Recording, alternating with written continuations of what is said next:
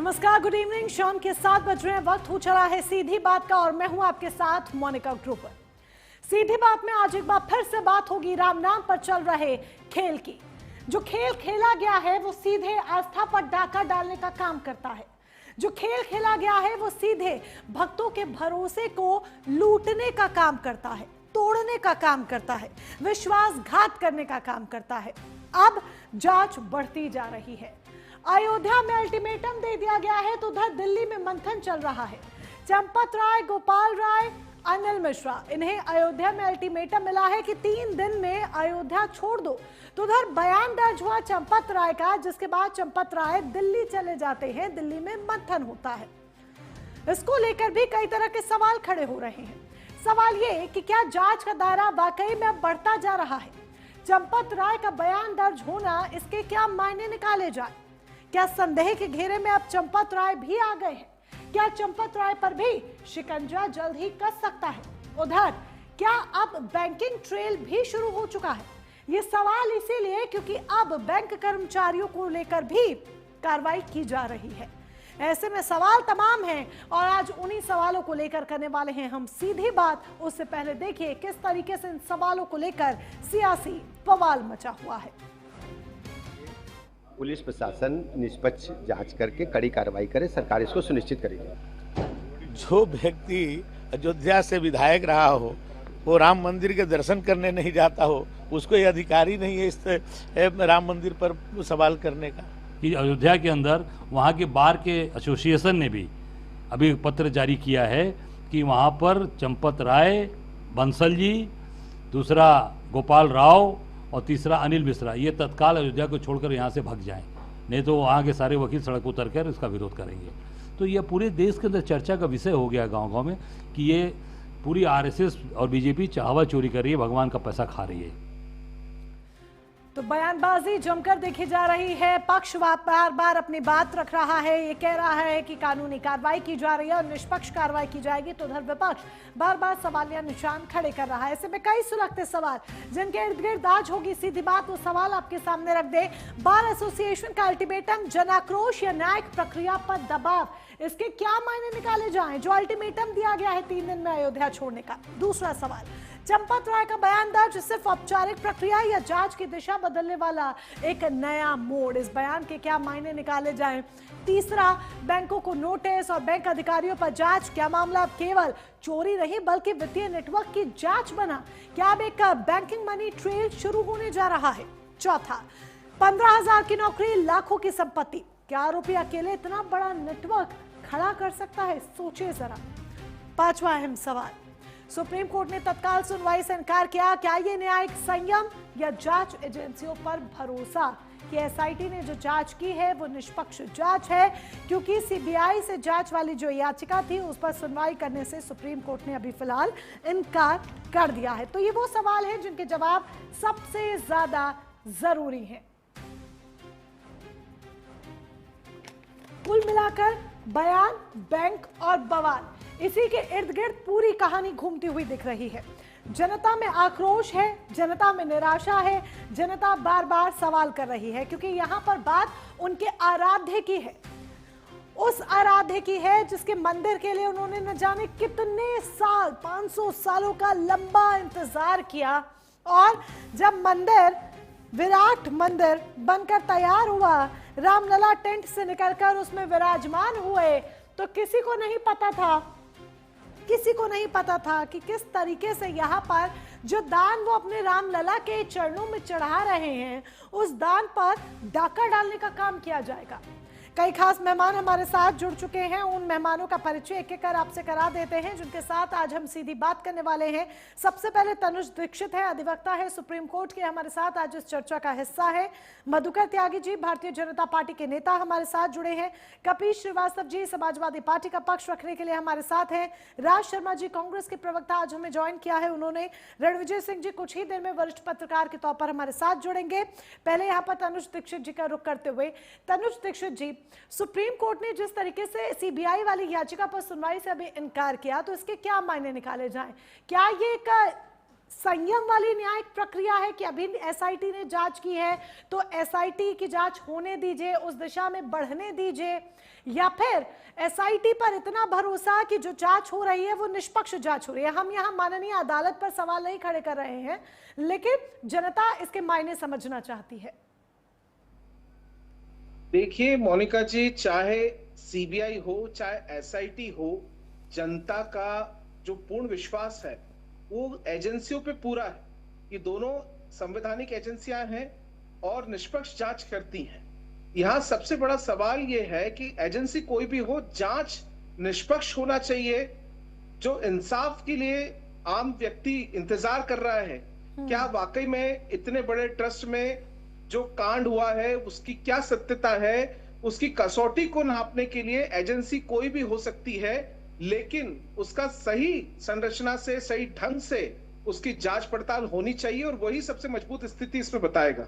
जी, तो यानी कि न्यायिक ढंग से पूरी तरीके से इसकी जांच पड़ताल होनी चाहिए। लेकिन तनु जी, इस मामले में कानूनी तौर पर समझने के लिए बहुत सारी चीजें हैं। जैसे आज एक बड़ी बात और निकलकर सामने आई कि चंपत राय का बयान जो दर्ज हुआ है, अब इसके क्या मायने निकाले जाए? क्या जांच का दायरा वाकई में अब आगे और बढ़ेगा और क्या चंपत राय पर जल्द ही शिकंजा कस सकता है? देखिए, जिस तरीके से नामजद एफआईआर दर्ज हुई है और अब एसआईटी भी उसमें जांच कर रही है, जांच के बाद कई सारे पहलुओं पर उस पे खास करके डिजिटल ट्रेल है, कैश ट्रेल है, बैंक्स के अपडेट्स हैं, सब तरीके की चीजों को देखेंगे कसौटी पर, और क्या क्या सबूत इकट्ठा होते हैं। एक आरोपी तो नहीं है, काफी सारे आरोपी बनाए हैं, लेकिन आरोपी बनना मात्र दोष सिद्धि नहीं है। कानून सबूतों के आधार पर और जो भी जांच में सामने आएगा उसकी रिपोर्ट के आधार पर आगे कार्रवाई करेगी। लेकिन साथ में जो अल्टीमेटम दिया गया है एसोसिएशन की तरफ से, बार एसोसिएशन की तरफ से, एक तो अयोध्या छोड़ने का अल्टीमेटम है, दूसरा ये है कि आरोपियों का केस कोई नहीं लड़ेगा, कोई लड़ेगा तो उसे 5 लाख का जुर्माना लगेगा। इन दोनों ही बातों में क्या कानूनी तौर पर ये दोनों ही बातें उचित है? संवैधानिक तौर पर क्या ये दोनों बातें कह देना उचित है? नहीं, मुझे लगता है कि रूल ऑफ लॉ के अनुसार अल्टीमेटम होना चाहिए। अगर किसी भी तरीके का शहर छोड़ना, अयोध्या छोड़ने को लेकर के अल्टीमेटम दिया जा रहा है तो वो आर्टिकल 21 का सीधा हनन है। और साथ ही साथ अगर इस तरीके का कोई अल्टीमेटम भी दिया जा रहा है केस नहीं लड़ने का, तो आपको मैं ज्ञात करा दूं, माननीय सर्वोच्च न्यायालय ने AS Mohammad Rafi versus state of Tamil Nadu के केस में बेहद स्पष्ट कहा है कि अनुच्छेद 21 और 22 के तहत हर व्यक्ति को स्वतंत्र रूप से कानूनन अधिकार है अपना बचाव करने के लिए वकील वो कर सकता है।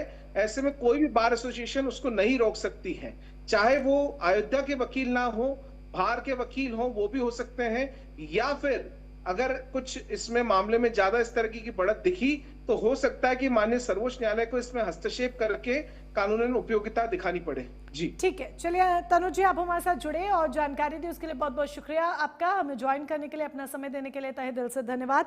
अपनी चर्चा को अब आगे बढ़ाते हैं। जिस तरीके से तमाम जो अपडेट्स निकलकर सामने आ रही हैं, देखा जाए तो राजनीतिक बहस भी इस पर जमकर देखी जा रही है। मधुकर त्यागी जी का हम यहाँ पर रुख करेंगे। मधुकर त्यागी जी, आखिरकार जाकर चंपत राय का बयान दर्ज हो चुका है, बैंकों को नोटिस भेजे गए हैं। क्या सरकार अब वाकई मानती है कि जांच केवल कर्मचारियों तक सीमित नहीं रहनी चाहिए? चंपत राय का बयान दर्ज होना किस संदर्भ में से हम देखें? देखिए, न्यायिक प्रक्रिया और जांच प्रक्रिया, मैं तो ये कहूंगा संविधान के हर पहलू को भारतीय जनता पार्टी बखूबी निभाती भी है और उस निभाव को आगे बढ़ाने का कार्य आपने देखा होगा कि अयोध्या में हमारे योगी आदित्यनाथ जी जब वहां पहुंचे थे तो उन्होंने बड़े स्पष्ट और सीधे तरीके से ये कहा था कि किसी भी दूध का दूध और पानी का पानी होगा। और ये प्रारंभिक रिपोर्ट जो एसआईटी की हमारे सामने आई है, यह उसी बयान के हिसाब से आप हिसाब लगा सकते हैं कि न्यायिक प्रक्रिया, जांच प्रक्रिया किस प्रकार से आगे बढ़ रही है। और कोई भी इसमें इवन किसी छोटे बड़े का कोई मायने ही नहीं है। जो भी आरोपी दोषी करार होता है तो न्यायिक व्यवस्था के अनुसार उसको दंड प्रावधान भी है। तो किसी भी प्रकार का संशय जांच एजेंसियों पर करना और संविधान की नियमों, संविधान के ऊपर सवाल उठाने के बराबर है। लेकिन इधर तो जांच होने अयोध्या में दीजिए, तब साफ होगा। अल्टीमेटम दिया जाता है, उधर दिल्ली में मंथन हो रहा है, इसके क्या मायने हम निकाले? इसको क्या समझे कि सीधे चंपत राय जी दिल्ली पहुंच जाते हैं? अभी देखिए, अधिवक्ता महोदय ने बड़ा ही अच्छा अपनी न्यायिक प्रक्रिया के विषय में बताया कि यदि वहां के अधिवक्ताओं ने इस प्रकार का अल्टीमेटम दिया है, वह एक भगवान श्री राम के प्रति जो चीज निकल कर आई है वो एक गुस्सा है, और वही उन्होंने तो जो है, कहा है उनका वो गुस्सा जो प्रकरण है ठीक- वो अल्टीमेटम के रूप में आ रहा है। उनका जो गुस्सा है वो न सिर्फ अल्टीमेटम बल्कि इस रूप में भी आ रहा है कि आरोपियों का अयोध्या में कोई केस ही नहीं लड़ेगा। बार एसोसिएशन ने ये तक कह दिया, जबकि हर किसी के पास अपना अधिवक्ता होना चाहिए, क्योंकि अभी वो आरोपी है। सीधी सी बात है, कानूनी बात है, ये हर व्यक्ति समझता है। लेकिन दिल्ली में जो मंथन हो रहा है, चंपत राय जी की जो दिल्ली दौड़ लगी, उसके क्या मायने हम निकाले? सीधे दिल्ली पहुंच गए। देखिए, दिल्ली जाना और वहां की इस विषय पर बात होना और उसका कोई स्पष्टीकरण मैं आपको बता दूं, तो ये बहुत सारे विषय हो सकते हैं। जरूरी नहीं है कि इस विषय पर ही बात हो रही हो, और वो किसी अन्य विषय पर भी इस विषय को लेकर पहुंचे होंगे। लेकिन ये बिल्कुल स्पष्ट है कि कोई भी दोषी, कोई भी आरोपी तब तक दोषी करार नहीं दिया जाना चाहिए जब तक उसके ऊपर आरोप सिद्ध नहीं हो दिल्ली जाते। में कोई मंथन नहीं चल रहा है इस बात को लेकर। दिल्ली में जो मंथन की बातें आ रही हैं, दिल्ली में यानी कि कोई मंथन नहीं चल रहा है। जो चंपत राय जी की दौड़ थी दिल्ली तक की, दिल्ली में कोई मंथन नहीं चल रहा है। संघ में किसी तरह की कोई उठापटक, कोई मंथन, कोई चर्चा नहीं है क्या? सब नॉर्मल है? देखिए, सब नॉर्मल है, तभी वो किसी विषय को लेकर गए होंगे। लेकिन हम ये कह दें इसी विषय पर चर्चा हो रही है, तो ये कहना भी तो उचित नहीं। अच्छा, ठीक है। तो आपका यानी कि ये कहना है कि इस विषय को लेकर गए हैं, ये कोई जरूरी नहीं है। ठीक है, अभी इसको किस तरीके से देखते हैं? अब जब आक्रोश जो अयोध्या में सबका उमड़ कर आ रहा है, अल्टीमेटम दे दिया गया है, आगे क्या फैसला लिया है सरकार ने, संगठन ने, संघ ने? किस तरीके से स्थिति को संभालेंगे? जो आक्रोश इस तरीके से है कि अयोध्या में रहने नहीं चाहिए चंपत राय, गोपाल राय, अनिल मिश्रा विशेष तौर पर। देखिए, ये बिल्कुल स्पष्ट है कि मैं तो अब भी अन्य पार्टियों के लोग भी इस चर्चा में जुड़े हैं, लेकिन अचानक से ये भी सुनने में आ रहा है कि एक कांग्रेस के का दल वहां पूजा अर्चना के लिए जाएगा। प्राण प्रतिष्ठा के समय तो वो लोग पहुंचे नहीं थे। लेकिन जो आप मेरे से सवाल कर रही हैं, मैं उसी पर मैं जवाब दे नहीं, देता ये हूं। कांग्रेस वाली बात में समझी नहीं, जरा विश्लेषण कर दीजिए। हाँ, मैं ये कह रहा हूं कि कांग्रेस का आपने वो भी रूप देखा होगा कि जब राम मंदिर का जजमेंट आया था तो काली पट्टी बांधकर विरोध करने का कार्य भी इन लोगों ने नहीं किया था। दूसरा, इनका समाजवादियों का तो जब भी कोई बात आती है तो एक बात बड़ी स्पष्ट हो जाती है कि भगवान राम के प्रति जो संघर्ष था उस पर गोली चलवाने का कार्य। दिगंबर अखाड़े को गोली लगी, कोठारी बंधुओं को गोली लगी, रामचंद्र गुप्ता जी को गोली लगी। और ये जांच जो आज चल रही है, ऐसी ही जांच केदारनाथ के समय केदारनाथ में भी हुई थी 2014 और में। आदेश पर जिन्होंने गोली चलाई, और आदेश पर जिन्होंने गोली चलाई, उनको तो आप ट्रस्ट का सीईओ बनाने पर विचार विमर्श कर रहे हैं। उनको तो सीधे आप ट्रस्ट के सीईओ के तौर पर नवाजने जा रहे हैं। आप ये जानते हैं कि कंट्रोलिंग किसके हाथ में होती है? क्या मुलायम सिंह जी के बिना कहे पर गोली चलवा दी गई होगी? मना भी तो कर सकते थे ना। मैं आपको कुछ कहूंगी, कर देंगे क्या? मुख्यमंत्री योगी आदित्यनाथ आपको गोली चलाने के लिए कहेंगे, आप चला देंगे क्या? अगर आप नहीं चलाना चाहेंगे, एक सेकंड, और अगर मैं टेक्निकली अगर गलत हूं तो आई थिंक कपीश जी आप एडवोकेट हैं, तो आप मुझे करेक्ट कर सकते हैं। और वरिष्ठ पत्रकार जो मुझसे भी ज्यादा जर्नलिज्म में और ज्यादा अच्छी समझ रखते हैं, रणवीर जी भी मुझे करेक्ट कर सकते हैं अगर मैं यहाँ गलत हूं तो। आदेश आया, अगर उन्हें नहीं करना था वहीं पर वो त्याग करके वहां पे ना करते। उनकी सर पे बंदूक नहीं रख दी गई थी कि आपको करना ही करना है, उन्हें ही आप नवाजने जा रहे हैं सीईओ से, जो अभी तक जो चर्चाएं चल रही है फिक्स नहीं है क्योंकि पोजीशन। मधुकर जी। जी, मैं इसमें ये बात आपके सामने मैं इसमें जोड़ दूं कि देखिए कि इस वाले विषय में जो गोली चलाने का प्रकरण हुआ था, और यदि वो दोषी करार होते, यदि वो उस टीम को लीड कर रहे होते हैं, देखिए नेतृत्व पर सवाल उठाए जाते हैं, लेकिन उस नेतृत्व को लीड करने वाले व्यक्ति क्या मुलायम सिंह जी के संज्ञान में नहीं था? यदि उन्होंने गलत कर दिया, चोरी हुई तो राम मंदिर में चोरी हुई, क्या हम नेतृत्व पे सीधे योगी आदित्यनाथ पर सवाल उठाए?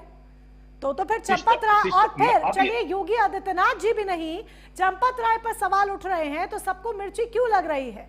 तो फिर तो चंपत राय सीधे तौर पर चंपत राय पर सवाल उठने चाहिए। चंपत राय जी ने तो नैतिकता के आधार पर इस्तीफा भी दिया। वो नैतिकता तो इतने दिनों बाद जागी ना मधुकर जी। नैतिकता होती है उसी वक्त जागना, नैतिकता होती है एक दिन बाद जागना, कि एक रात हमने मंथन किया, अकेले बैठे, सोचे विचारे। नैतिकता 10 दिन बाद नहीं जागती है।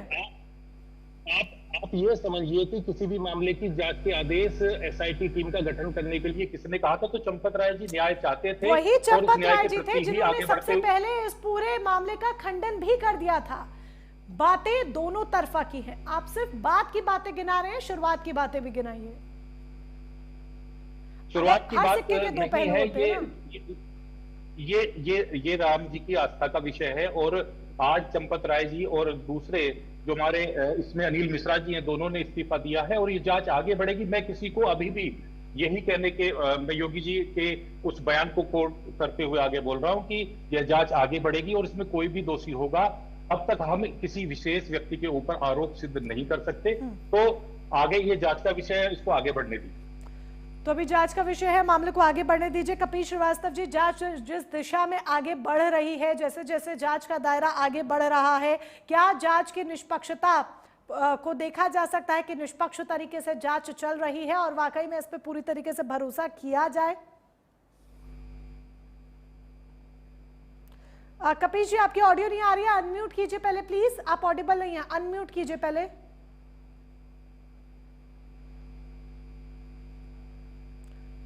आप अनम्यूट कीजिए, ऑडियो नहीं आ रही आपकी कपिल जी, ऑडियो नहीं आ रही, अनम्यूट कीजिए।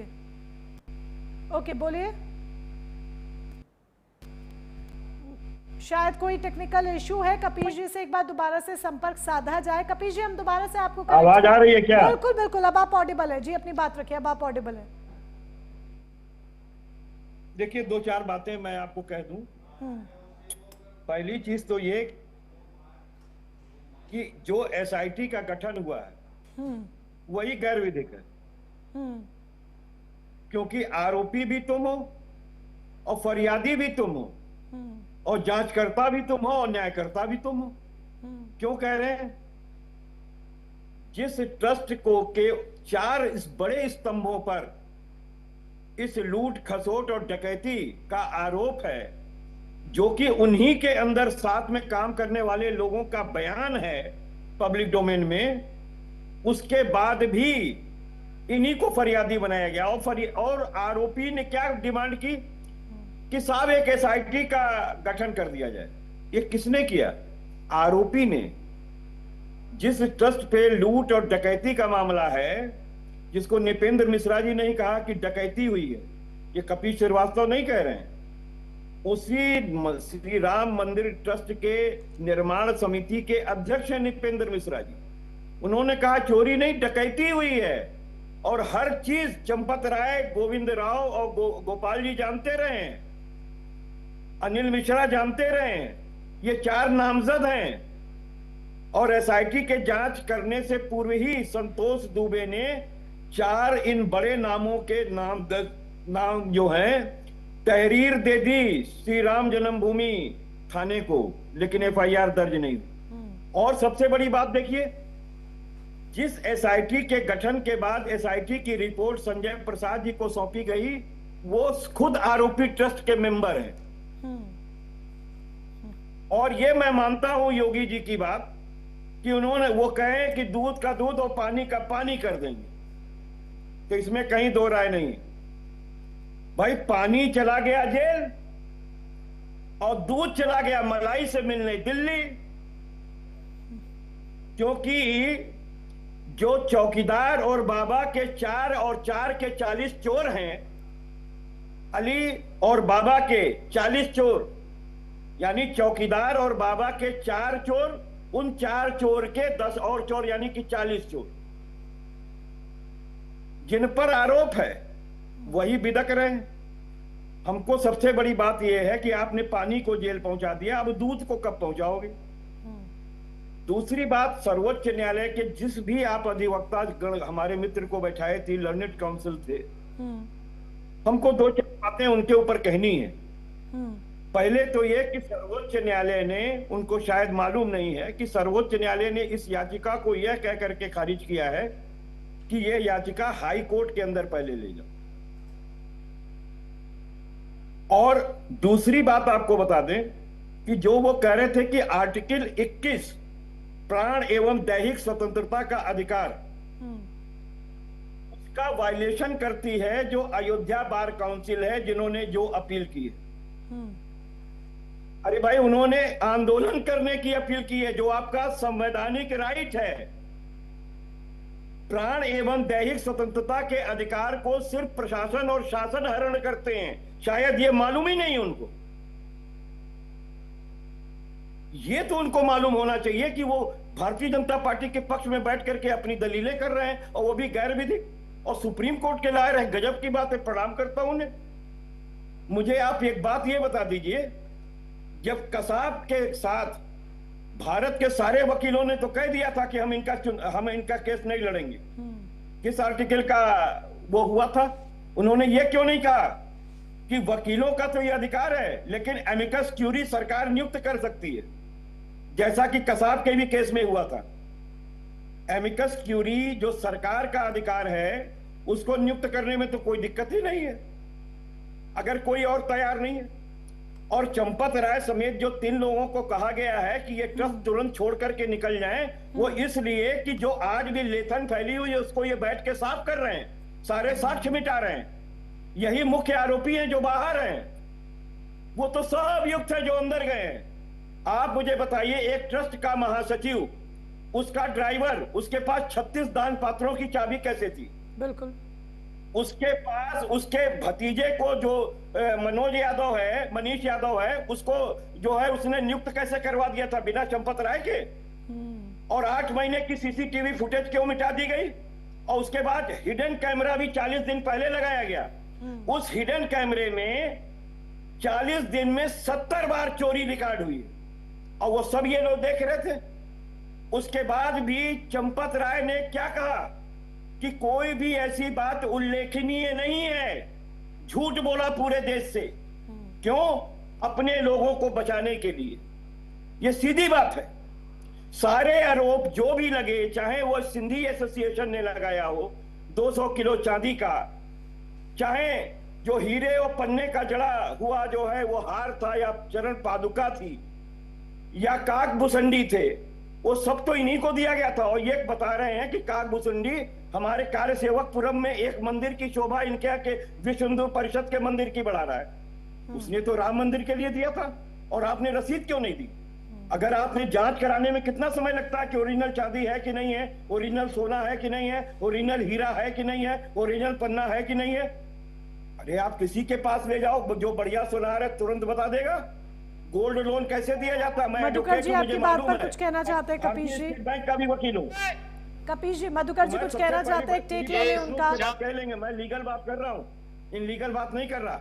और सबसे बड़ी बात, जो चंपत राय का बयान दर्ज किया गया है 161 का, सीआरपीसी की धारा 161 और बीएनएसएस की धारा जिसमें तब्दील हो गई, उसमें उनकी गवाही एज ए अभियुक्त नहीं ली गई है। उसमें उनकी गवाही बाकायदा एक फरियादी के तौर पे, गवाह के तौर पे ली गई है। इसलिए ये दूध का दूध और पानी का पानी जो है वो सही है कि पानी कपीश जी, क्या बड़ी मछली को बचाने के लिए छोटी मछलियां फंसा दी गई हैं? क्या बड़ी मछलियों को बचाने के लिए छोटी मछलियां फंसा दी गई हैं, और जो आरोपी के दायरे में है, जिस पर आरोप लग रहे हैं, उसको सीधे गवाह बना दिया गया है? बिल्कुल यही बात हुई है। इसको कहते हैं कानून के साथ खेलना, सीधे जनता के आंख में, कानून के आंख में धूल झोंकना। मधुकर जी से फटाफट एक टेक ले लेते हैं कपीश जी आपकी बात पर। नहीं, आप उनकी बात पे भी जवाब दीजिएगा। हाँ जी, मधुकर जी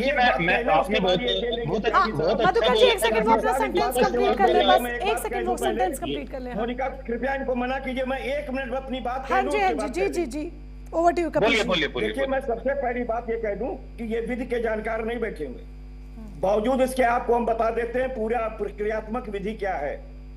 जब प्रथम सूचना रिपोर्ट जो है वो दर्ज कर ली गई, तो अब जो उसमें मुख्य आरोपी थी वो जेल चले गए।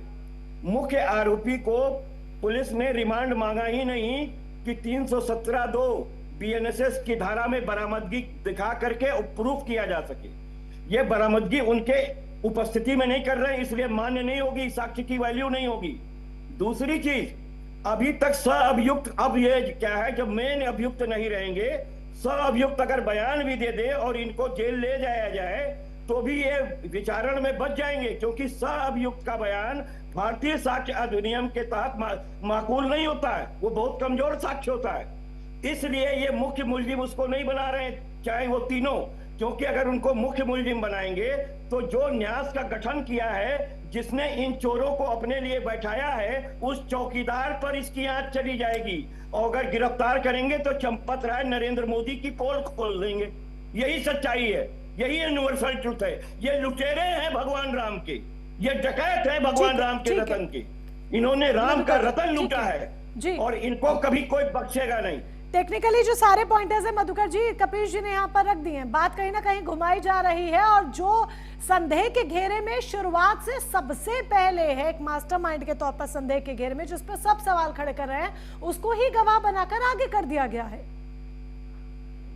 मधुकर जी देखिए, कपिल श्रीवास्तव जी ने तर्क रखे, हालांकि हमारे जो अभी वकील साहब जुड़े थे उनके ऊपर भी इन्होंने सवाल उठाया, हालांकि वो होते तो इनके जवाबों का टेक्निकली मेरे से ज्यादा अच्छा जवाब दे सकते थे। लेकिन मैं यही कहूंगा, देखिए, यदि इनके पास में बहुत सारी चीजें इन्होंने बताई हैं और ये बड़ा स्पष्ट कहा गया है माननीय योगी जी के द्वारा, यदि जांच की कोई भी तथ्य जो आपने इन्होंने 1 to 1 करके बहुत सारी सीसीटीवी और जो भी कुछ लिखित रूप में है प्रामाणिकता के तौर पर है, तो उस जांच समिति को देते हैं। देखिए, सीधा सा स्पष्ट है, एसआईटी पर विश्वास नहीं है, प्रारंभिक जांच पर विश्वास नहीं है, जुडिशियल इंक्वायरी पर विश्वास नहीं है, पीआईएल लगनी चाहिए लेकिन इसके ये सदस्य नहीं बनेंगे, इलाहाबाद भी जाना, कोर्ट भी जाना चाहिए लेकिन सदस्य नहीं बनेंगे। लेकिन कुल मिलाकर ये कोशिश वो करने का प्रयास कर रहे हैं कि हम प्रारंभिक स्थिति में से निकल जाए और किसी भी प्रकार से सरकार के जांच एजेंसियों पे, अभी इन्होंने एक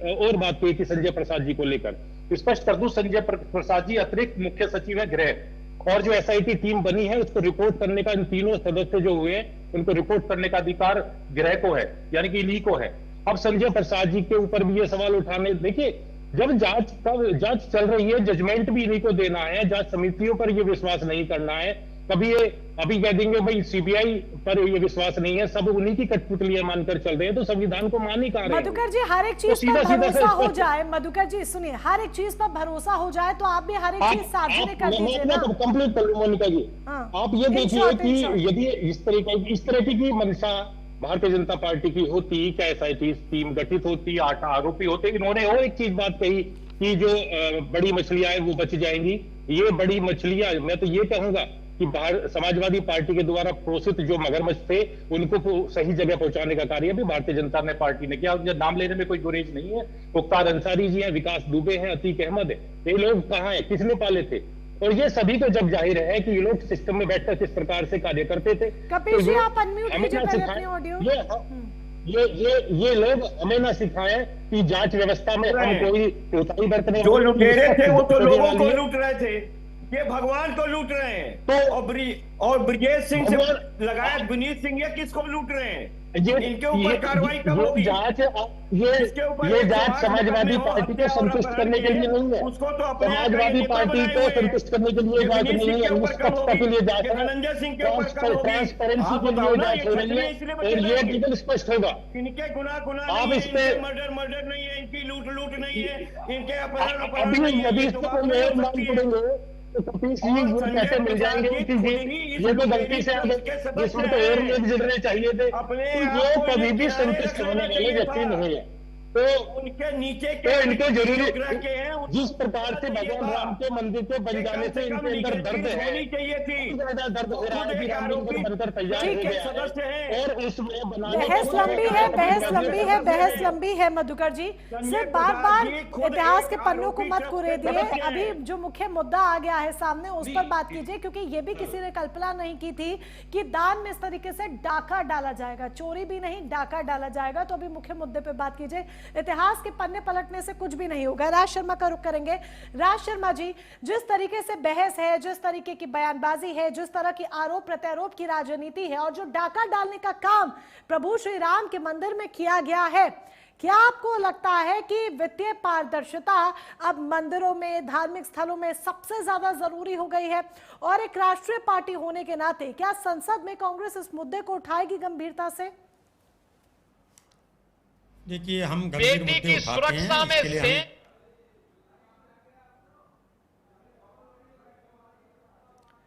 राज शर्मा जी, आपकी ऑडियो नहीं आ रही है। गिरती के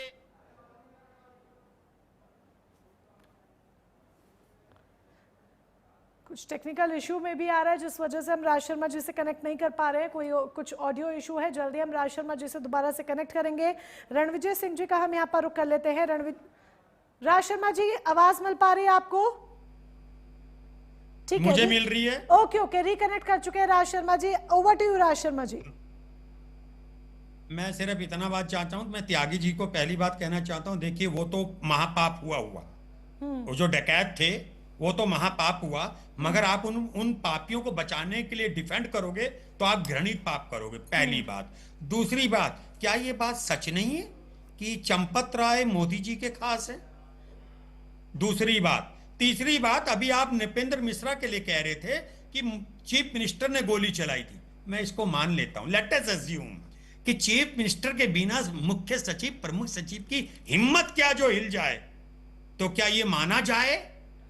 क्या ये माना जाए कि योगी जी के कारण चंपत राय की हिम्मत क्या है?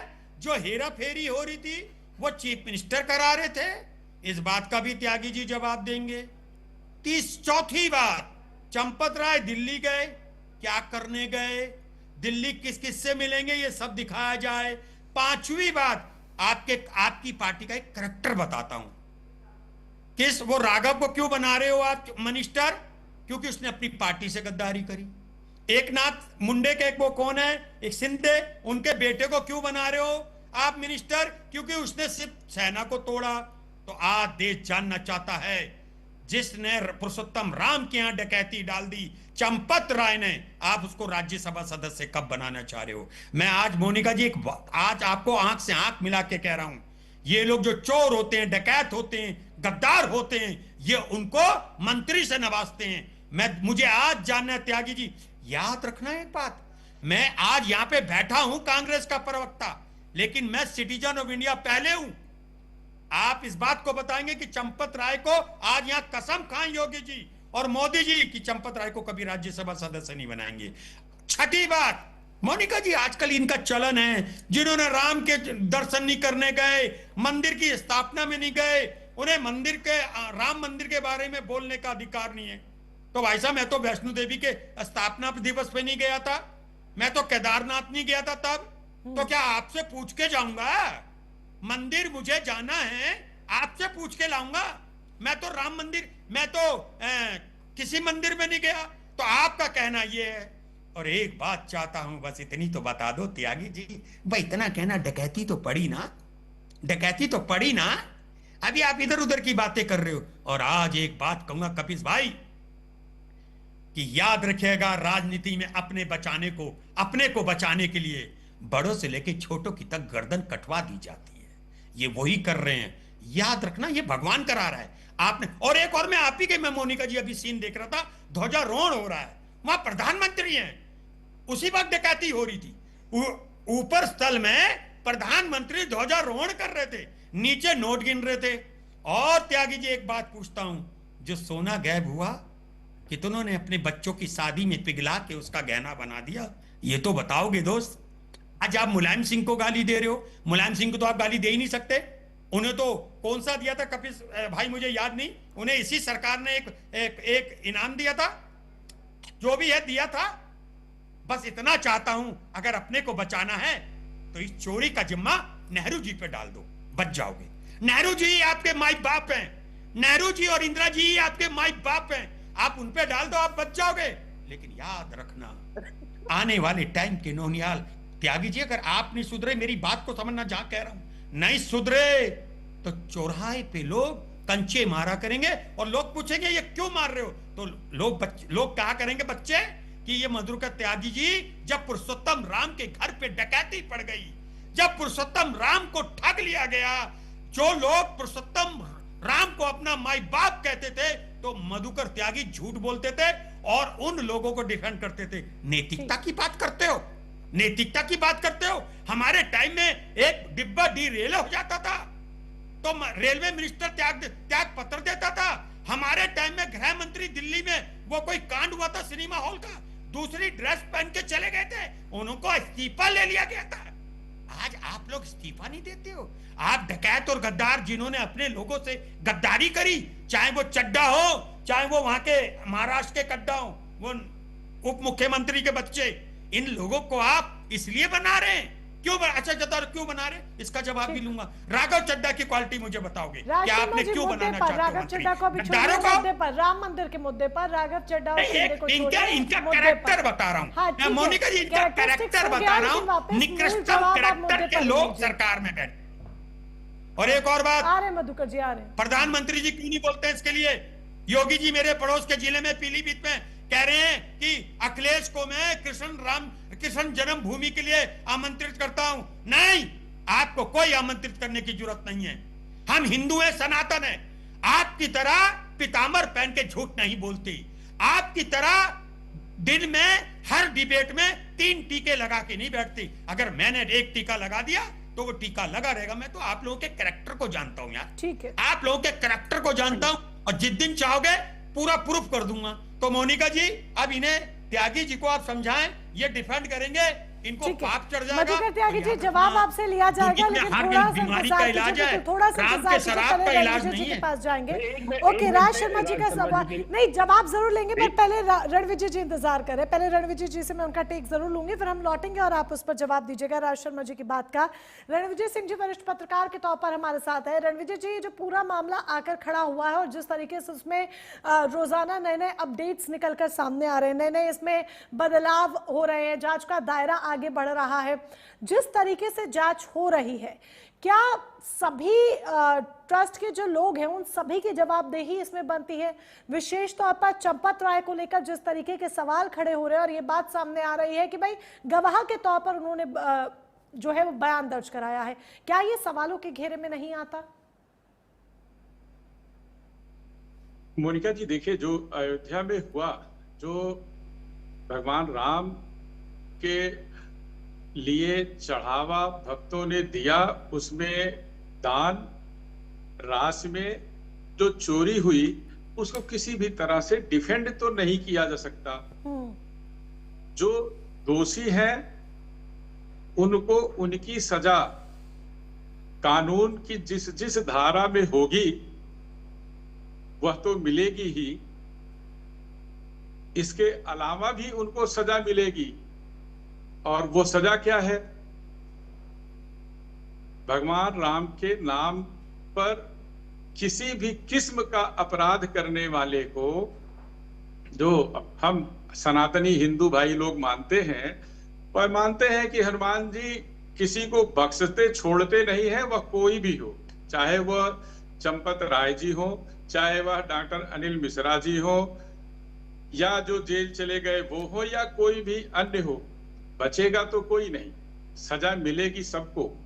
लेकिन एक इस पूरे मुद्दे को देख करके ऐसा जो व्यक्तिगत तौर पर मुझे महसूस हुआ कि ठीक है, चोरी हुई, जो चोर हैं, जो दान राशि की में जो डकैती कर ले गए, उनको तो सजा मिलनी ही चाहिए, मिल रही है। अभी आगे कुछ और बड़े नाम भी आएंगे जो जेल की सलाखों तक जाएंगे। जो पकड़े गए हैं उनके अपराध कोर्ट के जरिए भी पुलिस साबित करा के उनको जेल में रखेगी, लंबे समय तक वह जेल में रहेंगे। यह एक व्यवस्था है। लेकिन इस पूरे मामले में जिस तरह से पूरे मामले को प्रेजेंट करने की कोशिश की जा रही है नेताओं के द्वारा, वह भी कम हैरत का मामला नहीं है। आप ये बताइए, चोरी पकड़ी कैसे गई? चोरी को पकड़ा किसने? वहां हिडन कैमरा लगाया किसने? चंपत राय अनिल मिश्रा को त्याग पत्र देने पर बाध्य होना पड़ा, तो उनको बाध्य किया किसने? एफआईआर किसने दर्ज कराई? यह किसी बाहरी व्यक्ति ने नहीं कराई। सरकार ने वहां हिडन कैमरा नहीं लगवाया था। हाँ। और ट्रस्ट के पदाधिकारियों ने ही उस बात की जानकारी मिली कि वहां चोरी हो रही, तो हिडन कैमरे लगाए और हिडन कैमरे में ही वह पूरी चोरी पकड़ी गई। उसी से खुलासा हुआ कि अच्छा ये तो जो गिनती जिनको जिम्मेदारी सौंपी गई है तो पैसा और गहना सब चुरा के उठा ले जा रहे हैं। तरह तरह के किस्म के उसमें, और ये पूरा एक संगठित अपराध, एक गिरोह बनाकर सब लोग काम कर रहे थे। आपकी बात पर बस 2 मिनट में मैं अपनी बात पूरी कर ले रहा हूँ, फिर जो साथी कहना चाहेंगे मैं सुन लूंगा सबकी बात। तो और फिर एफआईआर किसने कराई? ट्रस्ट के ही एक सदस्य ने एफआईआर कराई। हाँ, ट्रस्ट में कुछ जो नाम शामिल किए गए उसमें एक कुछ गड़बड़ी जरूर हुई। गड़बड़ी यह हुई कि जो आज की तारीख में ट्रस्ट संचालित हो रहा था उसमें सभी उसके पदाधिकारी और सदस्य सक्रिय नहीं थे। ट्रस्ट के अध्यक्ष माननीय दुखपाल दास जी महाराज लंबे समय से उनके स्वास्थ्य खराब है, वह निष्क्रिय, वहां बैठकों में भी जल्दी शामिल नहीं हो पाते हैं और सामान्य क्रियाकलापों में भी हिस्सा नहीं ले पाते। बस 1 मिनट। और दूसरा, अयोध्या के राजा जो शामिल किए गए थे उनका निधन हो गया है। तीसरे, जो राम मंदिर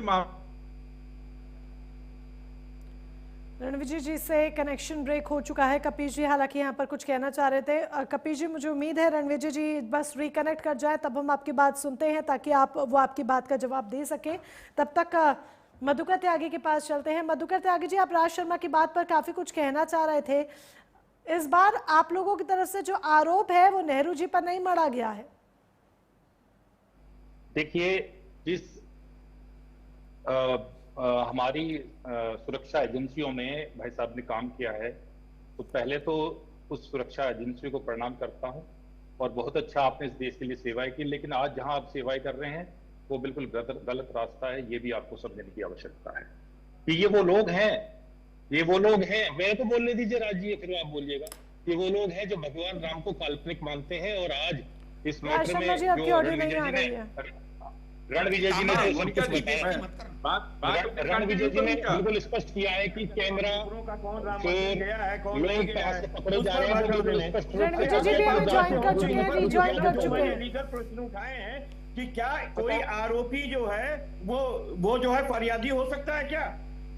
क्या कोई एसआईटी का सदस्य को जो है उसे अपनी गोपनीयता? राज शर्मा जी, कपीश जी कुछ कह रहे हैं। 1 सेकंड राज शर्मा जी, कपीश जी लीगल पॉइंट्स पे कुछ कह रहे हैं। जी कपीश जी। मैं बार बार एक बात कह रहा हूं कि जिन पर आरोप है, जिस ट्रस्ट पर आरोप है, और उसका कारण क्या है, अध्यक्ष ये खुद ही बता रहे हैं कि वो बोलने लायक नहीं है, चलने लायक नहीं है, और राजा जी को बता रहे हैं कि एक्सपायर कर चुके हैं। अरे भाई, महासचिव ही सब कुछ करता धरता होता है। महासचिव को उन्हीं के लेखा प्रभारी तत्कालिक महिपाल सिंह और उन्हीं के आर्किटेक्ट जो निर्माण कर रहे थे दीनानाथ वर्मा, दोनों ने महासचिव को जाकर के इस बात की सूचना दी कि साहब अमानत में खयानत चल रही है और ये अनिल मिश्रा 40% कमीशन निर्माण में ले रहे हैं। 1261 शिलाएं जो चांदी और सोने की हीरे मोती जड़ित थी वो गायब हैं। 1400 करोड़ का चंदा का हेर फेर हो गया है। 11 जमीन तो चंपत राय ने स्वयं अपने हस्ताक्षर से 2 करोड़ की जमीन 18.5 करोड़ में, 3 करोड़ की जमीन 34.5 करोड़ में, और ऐसे करीब 200 करोड़ रुपए ट्रस्ट के जानबूझकर खराब किए। ये आरोप है उन पर, और आप कह रहे हैं कि पता ही नहीं। अरे मुख्य अभियुक्त यही है। ठीक है। और आप सबसे पहले क्या कार्रवाई होनी चाहिए थी? सबसे पहली कार्रवाई होनी चाहिए थी, इस ट्रस्ट को सस्पेंड करना चाहिए था सरकार, भंग करना चाहिए। उसके बाद आपको बकायदा भारतीय आयोग अधिनियम, जांच आयोग अधिनियम 1952 के तहत जो है आपको गजट करके और एक जो है संवैधानिक आयोग का गठन करना चाहिए था। वो आयोग बकायदा एसआईटी के रूप में जांच करता और उसके बाद वो अपनी संस्तुति जो है वो बकायदा एफआईआर में लिखाता, क्योंकि उस आयोग को तब साक्ष्य ग्रहण करने का अधिकार होता, आरोपियों से पूछताछ करने का आरोप होता। जो आरोप लगा रहे थे संतोष दुबे, विनय कटियार, महिपाल सिंह, दीनानाथ उपाध्याय, कुलकर्णी जो सिंधी समाज के थे, उनका भी बयान दर्ज होता। लेकिन यहाँ तो गजब का हिसाब किताब है। यहाँ न कोई एफआईआर था, न कहीं कुछ, और फरियादी ही आरोपी है। और वही फरियाद कर रहा है एसआईटी की। रणविजय जी, आप अपनी बात जो कह रहे थे उसमें कपीश जी का टेक है कि फरियादी ही आरोपी है पी जा रही है जी। अरे उनको नैतिकता के आधार पे नहीं लेना चाहिए था, विधिक के आधार पे नहीं लेना चाहिए था, उनके नीचे के सबऑर्डिनेट जो काम कर रहे हैं उनको दे देना चाहिए था, वो भी तो क्लास 1 गेस्टेड अफसर थे। रणविजय तो ये हेरा फेरी करने की बात है। बड़ी मछलियों को किनारे कर दिया। दिल्ली जाके नरेंद्र मोदी को कहेंगे कि अगर आप कहिएगा तो हमको जेल जाना पड़ा तो हम आपको भी लेके जाएंगे, यही होगा। क्योंकि असल में जो न्यास गठित किया गया है वो नरेंद्र मोदी ने चोरों का अड्डा गठित करवाया था अपने लिए, यही सच्चाई है, इसको स्वीकार करना चाहिए। ठीक है रणविजय जी, आप अपनी बात पूरी कीजिए। मोनिका जी, दरअसल पूरे मामले में जो वास्तविक स्वरूप है वह कपीश जी ने अपनी बातचीत में 2-3 बार में कह डाली। जो घटना हुई, घटना से कोई इनकार नहीं कर सकता। घटना में जो भी दोषी होगा उसकी सजा उसको मिलेगी, कानून के द्वारा ही मिलेगी। उसमें ना भारतीय जनता पार्टी किसी को सजा दे पाएगी, ना समाजवादी पार्टी किसी को सजा दे पाएगी और ना कांग्रेस दे पाएगी। पुलिस जांच करेगी, पुलिस जांच कर रही है, जो दोषी होगा उसके खिलाफ कार्रवाई होगी। लेकिन क्या आप जांच को पूरी तरीके से सही ठहराते हैं? एसआईटी जांच को रणविजय जी आप पूरी तरीके से सही ठहराते हैं? क्या आप सीबीआई जांच के पक्ष में हैं या नहीं है? क्या बच्चों वाली बातें कर रहे हैं आप? वरिष्ठ पत्रकार हैं। अरे भगवान राम से डरिए। आप ही मैं जानता हूं आपको तमाम पीड़ा, बहुत पीड़ा है। आप इस पूरे मामले का, जिस समाजवादी पार्टी इस पूरे मामले को जिस कलेवर में उठाना चाहती है वह दरअसल उनके पूरे हिस्से में कहीं राम मंदिर और अयोध्या नहीं है। वह राम मंदिर पर भगवान राम के नाम पर बैर रख करके भारतीय जनता पार्टी और योगी आदित्यनाथ जी एक बात बताइए, अगर इस पर राजनीतिक विपक्ष कर भी रहा है, नहीं रणविजय जी मैं आपकी बात से आज सहमत नहीं हूँ, आज मैं भी आपकी बात से सहमत नहीं हूँ, क्योंकि विपक्ष का काम है, चले विपक्ष का काम है राजनीति करना, और विपक्ष अगर राजनीति कर भी रहा है तो करने दीजिए ना। ये हमारे रामलला की बात है, ये हमारे उस आराध्य की बात है जिसके लिए एक एक व्यक्ति ने अपनी कमाई का एक एक पाई जोड़ कर दिया है ताकि ये विराट मंदिर बन सके, और उनकी सेवा के लिए अपनी पाई का अपनी कमाई का एक हिस्सा हर महीने मंदिर में दिया है ताकि रामलला की सेवा अच्छे से हो सके। और उस पैसों का हो क्या रहा था? 15,000 वाला कर्मचारी 50 लाख की कोठी बना रहा था, लाखों लाखों की गाड़ियों में घूम रहा था। तो क्या ये मुद्दा बात करने के लिए नहीं है? क्या हम ये कहकर इतिश्री कर ले वाकई में कि एसआईटी जांच कर रही है तो इंतजार कीजिए? नहीं, सबसे पहली बात तो यह है कि बगैर किसी जांच के बात कोई आगे कैसे बढ़ेगी? जब तक जांच में जो किरदार सबसे बड़े जिन पर सवाल है उनको भी तो नहीं रखा जा रहा है ना, तो ये तो सवाल निशान खड़ा होगा। ये बताइए ना मोनिका जी, एक मिनट जरा कपिल जी को कहिए, 2 मिनट जरा चुप रह जाए, जरा 2 मिनट उनकी आवाज को थोड़ा सा लगातार बोलेंगे। ऐसे समझ में नहीं आएगा, मैं रिक्वेस्ट कर रही हूँ, वो जवाब दे रहे हैं, बात हो रही है, जवाब दे रहे हैं। जी रणविजय जी, मैं कपीश श्रीवास्तव जी के हिसाब से तो नहीं बोलूंगा ना, जैसा वो चाहेंगे उनके हिसाब से तो अपनी बात नहीं रखूंगा ना। आप हमारे हिसाब से मोनिका जी मुझे 3-3.5 सेकंड दे दीजिए बस। कपीश जी को फिर यही बता देना चाहिए कि आखिर उनको किस पर भरोसा है। जब वो कहते हैं कि उसकी जांच होनी चाहिए, जब वो संस्थाएं जांच करती हैं तो वो कहते हैं नहीं उस पर भरोसा नहीं है। ये नहीं पूछ पा रहे हैं कि गोपाल राव नरकट्टी का मैं तो अखिलेश जी को धन्यवाद दूंगा, अगर ये भी लेकिन जिस अंदाज में इस बात को लेकर जा रहे हैं वह अंदाज इस राम मंदिर ट्रस्ट में हुई चोरी का नहीं है। ये बात कि जो सबसे बड़े संदेह के घेरे में किरदार है उन किरदारों का नाम ही एफआईआर में नहीं है।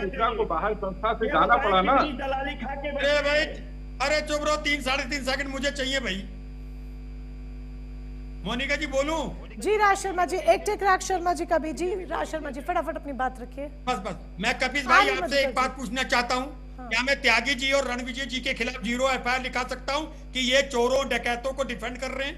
इसका मुझे ज्ञान दे देना, मैं फोन पे बात करूंगा, इनके खिलाफ भी 0 FIR लिखाऊंगा, क्योंकि जो चोर को डिफेंड करता है, अगर ये एडवोकेट नहीं है, अगर ये एडवोकेट नहीं है तो मैं 0 FIR शर्मा जी, लिखाऊंगा। आप अवश्य लिखाइए, अभी तत्काल स्टूडियो छोड़िए, पहले मुकदमा लिखा आइए, फिर आइए स्टूडियो में बैठ जाइए। खिलाड़ी नहीं हूँ, आप तत्काल जाइए, पहले मुकदमा दर्ज करा दीजिए। आप तत्काल जाइए, मुकदमा दर्ज करा। और इस जैसी जो चोरी हुई, चोरी में जो गुनाहगार है वो सजा पाएगा। आप जिस बात 0 FIR की बात कर रहे हैं, सबसे पहले तो की भी तो बात है ना रणविजय जी, भरोसे की भी तो बात है ना, विश्वास की भी तो बात है, भरोसे की भी तो बात है। भरोसा किया गया, लेकिन भरोसे पे तो डाका डाला गया, अब फिर से भरोसा कर रहे हैं, तो उस पे कैसे कायम रहे? क्या एक चीज सार्वजनिक की जानी चाहिए ना, फिर तो सार्वजनिक तो हर चीज की नहीं जा रही। भरोसा किसका? भरोसा किसका और भरोसा किस पर?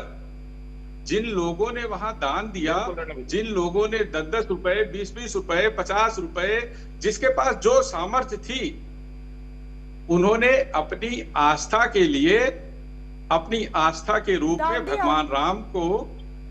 भगवान राम के नाम पर वह पैसा, वह ज्वेलरी वहां दान की। तो काम किया गया ना रणविजय जी, आप ट्रस्ट के लोगों पर भरोसा था, सरकार पर भरोसा था, भरोसा तो टूट गया ना। अरे रुकिए तो, आप आगे उसके तथ्य जान लीजिए। आपके वहाँ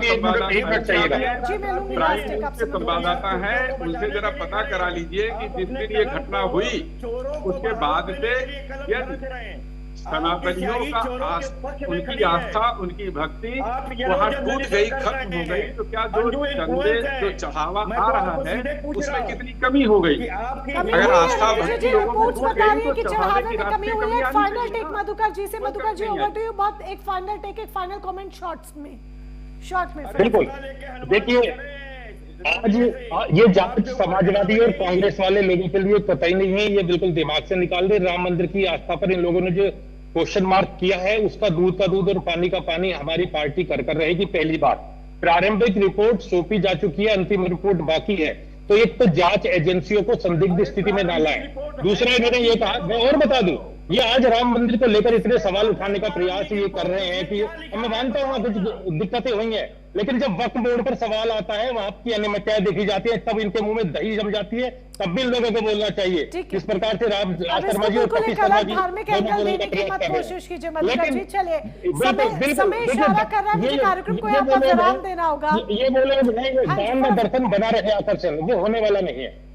ठीक है, आप सभी हमारे साथ जुड़े उसके लिए बहुत बहुत शुक्रिया। आपका बहस गर्मा गर्म है और शायद ये बहस अभी खत्म होने वाली भी नहीं है, क्योंकि यहाँ पर रामलला की बात है और रामलला के दान पर जिस तरीके से दाग लगा है, ये एक बड़ा सवाल कि क्या सिर्फ दान पर दाग लगा है या सिस्टम भी कहीं ना कहीं फेल हुआ है। नमस्कार।